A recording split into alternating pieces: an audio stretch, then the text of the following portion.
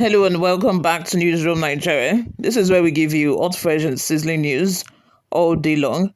If this is your first time here, you have not subscribed to this channel, kindly click on the subscribe button down below. Also, leave your opinions in the comment section below. Don't forget to hit the like button. That way, we're encouraged to keep giving you more reliable and authentic news. And also, YouTube is able to recommend this video to other YouTube viewers all around the world. A major legal battle is brewing at Nigerian Supreme Court as the federal government prepares to defend its controversial declaration of emergency rule in Rivers State. The move, which led to the suspension of a state's governor, deputy governor, and the lawmakers, has drawn sharp resistance from 11 governors under the opposition People's Democratic Party (PDP), who claim it undermines constitutional democracy. The emergency declaration issued on March 18 by President Bola Ahmed Tinubu cited mounting political instability, governance breakdown, and security threats in the oil-rich states.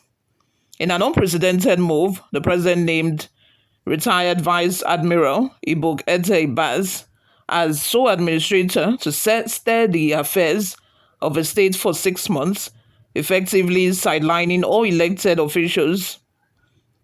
To justify its position before the apex court, the federal government has assembled a team of 12 senior advocates of Nigeria's SAN, led by former Attorney General of the Federation, Chief Aki Olujimi.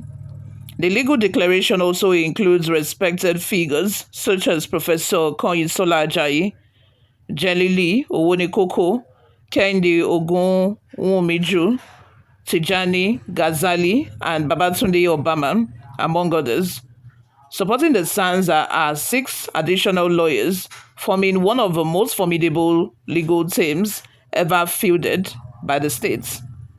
Meanwhile, the plaintiffs' governors of 11 PDP-controlled states are challenging the legality of suspending elected officials via emergency powers in suit SCCV 329/2025. They argue that the president has no constitutional authority to replace elected state leadership with appointed administrators, citing violations of federal principles and democratic norms. The governors, represented by their respective attorneys general, are also questioning whether the National Assembly acted lawfully by endorsing the emergency declaration through a voice vote instead of a constitutional required two-thirds majority. In court filings, the PDP governors are seeking an order nullifying the state of emergency as published in Official Gazette number 47 of 2025 and a perpetual injunction barring similar actions in the future. Their plea underscores what they describe as an unlawful seizure of state sovereignty under the guise of federal intervention. In response, the Office of the Attorney General of the Federation, represented by Chief Olujimi, submitted a preliminary objection on May 9, arguing that the case does not fall under the Supreme Court's original jurisdiction. The AGF contends that the plaintiffs have neither demonstrated a specific dispute with the Federation nor established a legal right sufficient to justify the relief sought. Supporting affidavit filed by presidential aide Taye Oloyede outlined a deteriorating political environment in Rivers State, characterized by legislative paralysis, destruction of government property, and threats of violence.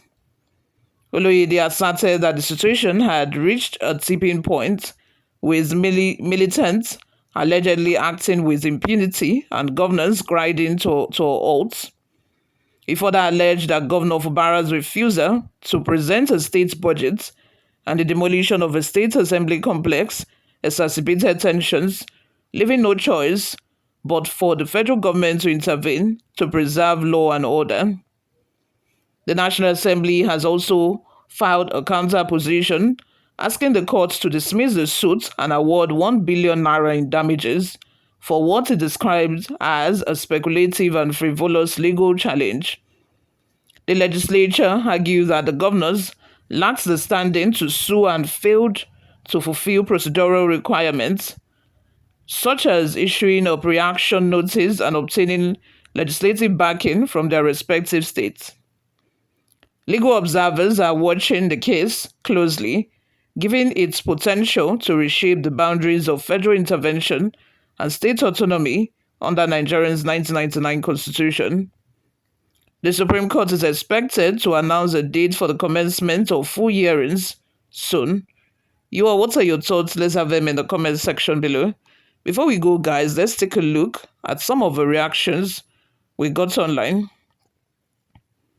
The first reaction is from Vantos, who says, "What are the legal heavyweights going to tell the Supreme Court? That the president suspending an elected officer from office is constitutional? This is exactly the problem with the country.